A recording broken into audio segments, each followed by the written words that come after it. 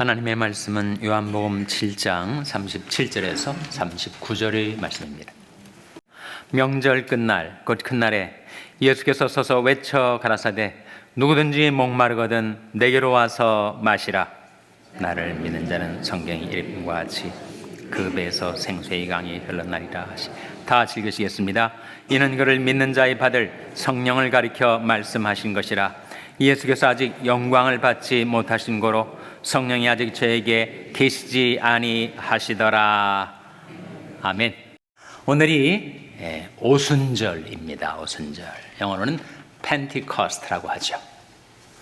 오순절은 말 그대로 50일이란 뜻이 아닙니까? 펜티코스트도 50번째라는 뜻을 지니고 있습니다. 그럼 무엇으로부터 50일이라는 걸까요? 바로 부활절로부터. 2023년도 금년도 부활절이 며칠인지 기억하세요 혹시? 4월 9일이었습니다. 오늘 오순절 5월 28일까지 정확하게 7주가 지났어요. 77에 49 부활절까지 포함해서 오늘이 50일째가 되는 오순절입니다. 오순절을 가리켜서 성령 강림절이라고도 하죠.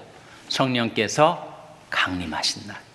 사도행전 2장에 나오는 말씀인데 오순절날 마가다락방에 제자들이 모였을 때 성령이 강림하셨죠. 성령 강림절의 의의는 기독교의 탄생입니다. 그리스도의 몸된 교회가 인류 역사 속에 처음으로 등장한 사건이 성령 강림절날 이루어진 사건이에요. 예수님께서 그것을 예고하셨습니다. 오늘 본 말씀이 요한복음 7장 37절에서 39절 화면에 다시 한번 같이 읽겠습니다. 시작. 명절 끝날 곧 큰날에 예수께서 서서 외쳐 가라사대 누구든지 목마르거든 내게로 와서 마시라. 나를 믿는 자는 성령 이름과 같이 그 배에서 생수의 강이 흘러나리라 하시니 이는 그를 믿는 자의 받을 성령을 가리켜 말씀하신 것이라. 예수께서 아직 영광을 받지 못하신 고로 성령이 아직 저에게 계시지 아니하시더라. 성령의 강림이 아직 이루어지지 않았고 앞으로 이루어질 것에 대한 예언으로서 주님이 말씀을 하신 거예요. 여기 명절 끝날 곧 큰날에, 이 명절은 초막절을 가리킵니다. 그 초막절 마지막 날에 예수님께서 서서 외쳐 가라사대 누구든지 목마르거든 내게로 와서 마시라. 그렇게 말씀하셨는데 우리 인간은 다 목마름을 가지고 살아갑니다. 갈망을 가지고 살아가요. 그 공허하고 허전한 마음을 품고 어디에 좀 만족을 주는 것이 있겠는가 두리번 거리면서 우리가 우왕좌왕하고 오락가락하면서 인생을 살아갑니다. 주님께서 우리에게 초청을 하시기를 누구든지 목마르거든 내게로 와서 마시라. 이사야 말씀에도 그런 초청이 나옵니다. 너희 목마른 자들아 물러 나오라. 돈 없는 자도 오라. 너희는 와서 사 먹되 돈 없이 값 없이 와서 포도주와 젖을 사라. 너희가 어찌하여 양식 아닌 것을 위하여 은을 달아주며 배부르게 못할 것을 위하여 수고하느냐. 나를 청종하라. 그리하면 너희가 좋은 것을 먹을 것이며 너희 마음이 기름진 것으로 즐거움을 얻으리라. 은이 초청이죠. 주님께서 목마름을 가지고 살아가는 우리 인생들을 향하여 누구든지 목마르거든 내게로 와서 마시라. 나를 믿는 자는 성경의 이름과 같이 그 배에서 생수의 강이 흘러나리라. 이 생수의 강은 뭘 가리킬까요? 바로 나오지 않습니까? 이는 그를 믿는 자의 받을 무엇을 가리킴이라고 하셨어요? 성령을 가리킴이라. 생수의 강. 생수의 강이 흘러 넘치게 될 것이다. 찬송가 가사에 그런 가사가 있습니다. 인생을 살다가 죽음이 꿈 같으나 오직 내 꿈은 참되리라. 그런 가사가 나오는데 여러분, 이 성경 속에서 참된 꿈을 발견하게 되죠. 그걸 비전이라고 합니다. 비전이라는 말 자체는 바라보는 바라는 뜻인데, 여러분 어떤 비전을 가지고 살아가십니까? 사람들이 꿈을 꾸며 살아가는데 많은 꿈들이 개꿈이죠. 그런데 참된 꿈이 있으니 바로 성경 속에 펼쳐 보여주시는 비전, 그것이 바로 우리가 바라보고 살아가는 꿈이에요. 에스겔서 47장과 요한계시록 22장에 그 꿈이 나타납니다. 에스겔서 47장에는 성전의 말이죠. 성전 문지방에서 물이 흘러나기 시작하는 거예요. 동편으로. 근데 물이 양이 많아집니다. 그래서 처음에는 서보니까 그 물이 발목에까지 찼어요. 근데 물이 좀 더 깊어지면서 무릎까지 차올랐어요. 근데 좀 더 물이 흐르게 되니까 허리춤까지 물이 차올랐습니다. 그 다음에는 아무라도 능히 건널 수 없는 생명수의 강물이 흘러가게 되더라. 거기에 수많은 생명체들이, 물고기들이 그 생수의 강에서 기뻐 헤엄치게 된다는 비전이 에스겔서 47장에 나와요. 이 요한계시록 22장에도 이런 비전이 나옵니다. 여기에 하나님과 어린 양의 보좌가 있습니다. 어린 양은 누구를 가리키죠? 당연히 세상죄를 지신 하나님의 어린 양, 우리 주 예수 그리스도를 가리키지 않습니까? 하나님과 어린 양의 보좌가 있는데 거기서 수정같이 맑은 생명수의 강물이 흘러내린다. 그리고 그 강물이 흐르는 곳 좌우에 생명나무가 있게 될 것이다. 그 생명나무에 12실과가 맺히는데 달마다 생명 열매를 맺히게 된다. 그리고 그 생명나무에 뒤덮인 그 수많은 나뭇잎들은 만국을 소성케 하기 위하여 있는 것이다. 소성이라는 말이 치유입니다. 세상의 죄로 상한 영혼들, 그리고 세상 속의 슬픔과 환난을 당한, 그래서 마음과 몸에 상처를 입고 살아가는 사람들에게 그 생명수의 강물이 흐르게 되면 생명나무 열매가 맺히고 그 잎은 만국을 소성케 하기 위하여 있더라. 그것이 에스겔서 47장하고 요한계시록 22장이 보여주는 생명수의 강물의 비전인데, 그 생명수의 강물은 뭘 가리킨다고요? 다시 한번, 그것은 바로 생명의 성령을 가리킨다. 생명의 성령을. 예수님께서 그렇게 말씀하시는 겁니다. 누구든지 목마르거든 내게로 와서 마시라. 나를 믿는 자는 성경의 이름과 같이 그 배에서 생수의 강이 흘러나리라 하시니, 이는 그를 믿는 자의 받을 성령을 가리켜 말씀하신 것이라. 생명수의 강물이 흐르려면 샘물 근원이 있어야 하지 않습니까?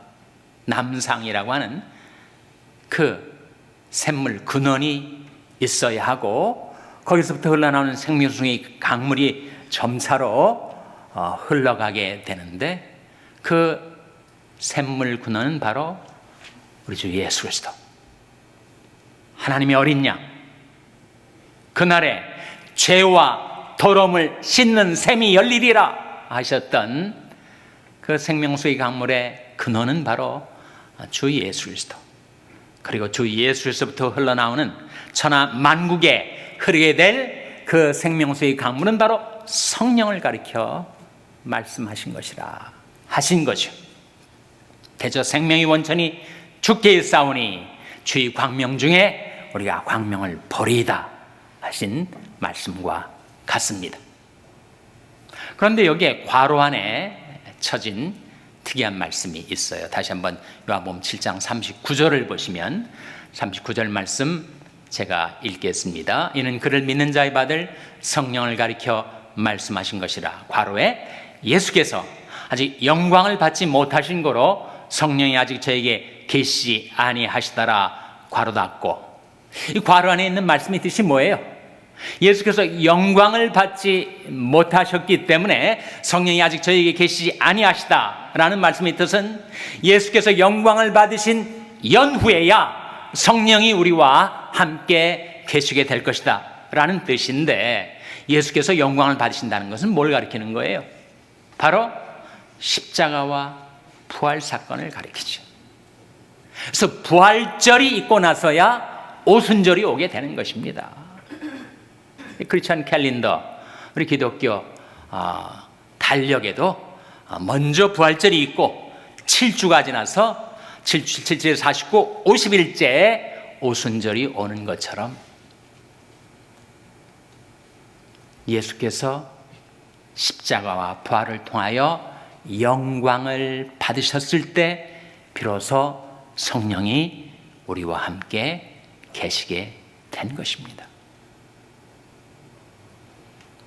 성령을 가리켜서 성령은 보혜사라고 합니다. 보혜사는 말은 우리가 흔히 쓰지 않는 일상적인 용어가 아니죠. 그 뜻은 도울보자의 은혜 해자의 스승사자입니다.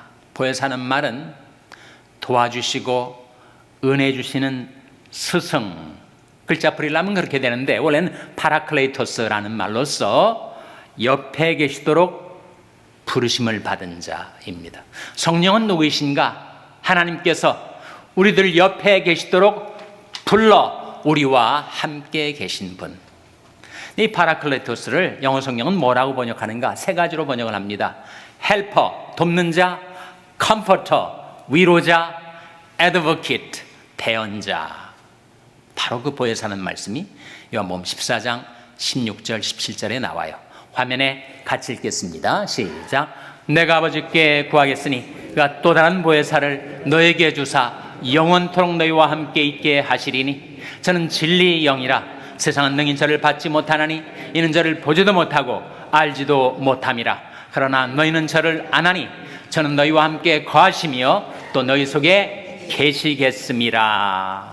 예수님께서 하신 말씀인데, 내가 아버지께 구하겠으니 그가 또 다른 보혜사를 너에게 주사. 예수님이 사실 우리의 보혜사이셨죠. 네, 예수님께서 십자가에서 죽으시고 부활하셔서 승천하신 다음에 하나님의 영광이 우편에 앉으신 이후로 또 다른 보혜사, another comforter를 우리에게 보내주셨는데, 예수님과 동일한 인격과 능력을 가진 그 보혜사는 다름 아닌 성령을 가리킨단 말이죠. 성령께서 오늘도 우리 곁에 계셔서 우리를 도와주시고, 우리가 슬픔을 당했을 때, 우리가 낙심했을 때 위로해 주시고, 위로하는 말은 힘을 불어넣어 준다는 뜻 아닙니까? 그리고 우리가 죄를 지어 정죄감에 휘둘릴 때 하나님 앞에서 우리 애드보킷, 대언자가 되셔서 우리를 위해서 대언하시는 보혜사. 여러분, 그런 질문을 가질 거예요. 아니, 성령 강림절이라는 것이 무슨 말인가? 성령께서는 신약에 처음 강림하신 것이 아니라 구약에도 계시지 않았는가? 구약에도 성령의 역사가 나타나지 않습니까?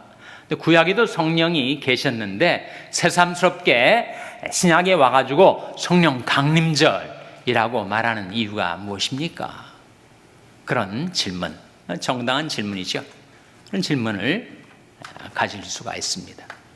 바로 우리가 읽은 이 말씀 속에 구약의 성령의 역사와 성령 강림절 이후의 성령의 역사의 뚜렷한 차이점 두 가지, 획기적인 성령의 역사의 변경 두 가지가 나와요. 첫째는 뭡니까? 구약 시대에는 성령이 임했다가도 떠나갔습니다. 사울왕의 케이스, 사울왕이 초심을 가졌을 때, 겸손하게 주님을 섬길 때는 성신이 그에게 임했다가 나중에 교만해지고 악해져서 다윗을 잡아 죽이고자 했을 때 성신이 떠나고 악신이 임하지 않았습니까? 악령에 시달리면서 얼마나 그가 괴로워했어요. 그때 성신은, 성령을 가리키는데, 임했다가도 떠나갔습니다. 그러나 오순절 이후에 성령 강림절 이후에는 성령께서 성도들에게 오시면 영원토록 너희와 함께 있게 하시니 영원히 계세요. 우리 안에 계신 성령은 들락날락하지 않으십니다. 우리에게 오셔서 영원히 우리와 함께 계신다. 그것이 첫 번째 차이점. 두 번째 차이점은 이는 너희와 함께 거하시며 또 너희 속에 계시겠습니다. dwells with you and shall be in you. 지금까지는 성령께서 우리 곁에 계셨어요. 우리와 함께 사셨습니다. 우리 위에 머무셨어요. 그러나 성령 강림절 이후에는 shall be in you. 너희 속에 계시겠습니다. 우리 안에 내주하시는 성령. 만일 너희 속에 하나님의 영이 거하시면 너희가 육신에 있지 아니하고 영에 있나니 누구든지 하나님의 영이 없으면 그리스도의 사람이 아니라. 그렇지 않습니까? 성령이 우리 안에 거하신단 말이죠. 너희 몸은 너희가 하나님께로부터 받은 바 너희 가운데 계신 하나님의 영의 전인 줄 알지 못하느냐. 여러분이 몸이 성령을 모신 성령의 전이라는 말씀이죠. 그것이 바로 구약의 성령의 역사와 신약 오순절 성령 강림절 이후의 성령의 역사의 뚜렷한 획기적인 차이점 두 가지. 한마디로 영원한 내주. 성령께서 우리와 영원히 계시고 그리고 우리 곁에 머무르실 뿐만 아니라 우리 속에 영원히 계실 것이다. 다시 한번 주님의 말씀에 귀를 기울여보세요. 내가 아버지께 구하겠으니 그가 또 다른 보혜사를 너에게 주사 영원토록 너희와 함께 있게 하시리니 저는 진리 영이라. 저는 너희와 함께 거하시며 또 너희 속에 계시겠습니다. 그것이 바로 성령 강림절로 인해서 우리 가운데 강림하신 성령께서 그리스도의 보혈의 공로 때문에 성도들 안에 영원히 내주하시게 되었다 하는 획기적인 사건을 가리키고 있는 것입니다. 그래서 하나님과 어린 양의 보좌로부터 수정같이 맑은 생명수의 강물이 온 세상을 향하여 흘러 넘치는데 어떻게 그것이 내 뱃속에서부터도 흘러 넘치게 될 것인가? 예수님 그렇게 말씀하지 않았어요? 누구든지 목마른 자들은 내게로 와서 마시라. 나를 믿는 자는 성경의 이름과 같이 그 배에서 생수의 강이 흘러나리라 하셨는데 하나님과 어린 양 예수 그리스도로부터 샘물 근원이 되어 온 세상에 흘러넘치는 생명수의 강물이 어떻게 하면 내게도 내 마음 내 뱃속에도 강물이 되어 흘러넘칠 수가 있을까?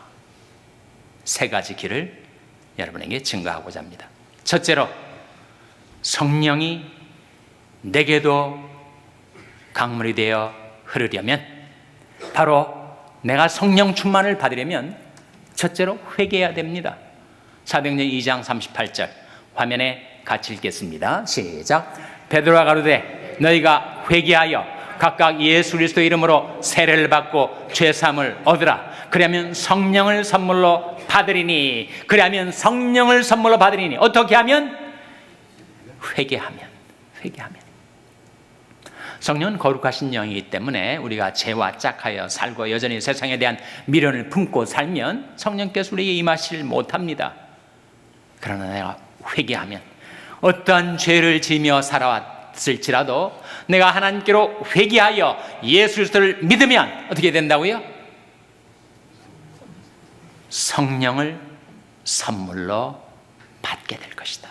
이게 복음 아닙니까? 복음에는 하나님께 대한 회개와 예수 그리스도에 대한 믿음이 들어있는데 동전이 양면과 같아요. 여기 동전이 있으면 양면이 있는데 한쪽은 회개, 한쪽은 믿음입니다.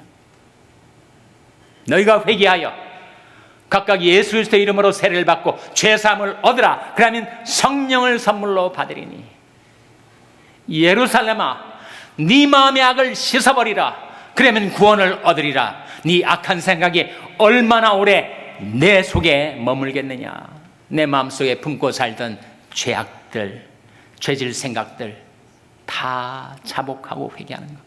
저는 찬송가 가사 중에서 정말 은혜 받는 세 소절이 있어요. 하나는 인애하신 구세주여 찬송에 이런 대목이 나옵니다. 자복하고 회개하니 믿음 주소서. 얼마나 은혜로운 가사예요. 누구나 자복하고 자기가 죄를 지었음을 인정하고 그 죄를 버리고 자복, 그리고 하나님께로 돌이키는 회개. 자복하고 회개하니 믿음 주소서. 믿음 대신에 성령을 대입하셔도 무방합니다. 우리가 자복하고 회개할 때 성령 받을 수가 있어요. 또 하나는 내 영혼이 은총 입어, 이 찬송가 중에 주 예수와 동행하니 그 어디나 하늘나라. 얼마나 은혜롭습니까? 우리가 어디에 있든지 어떤 처지에 있든지 주 예수와 동행하면 거기가 바로 하늘나라.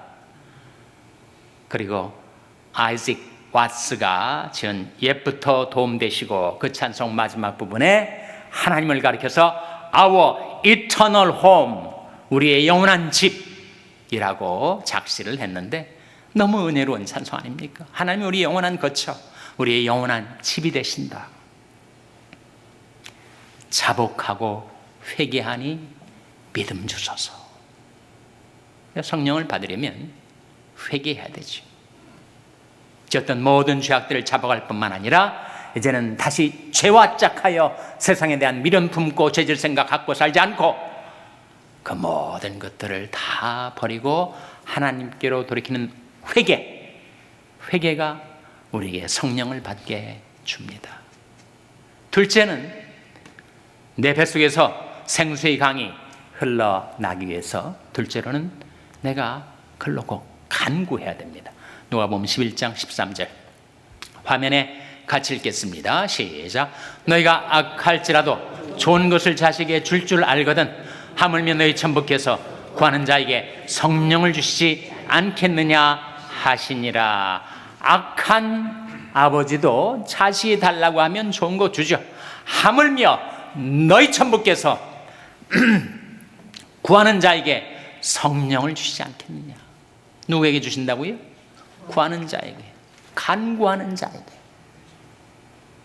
성령은 간구하는 자에게 주십니다. 그를 향하여 우리 가진 바 담대한 것이 이것이니 그의 뜻대로 무엇을 구하면 들으심이라. 우리가 무엇이든지 구하는 바를 들으시는 줄을 안즉 우리가 그에게 구한 것을 얻은 줄을 또한 아느니라.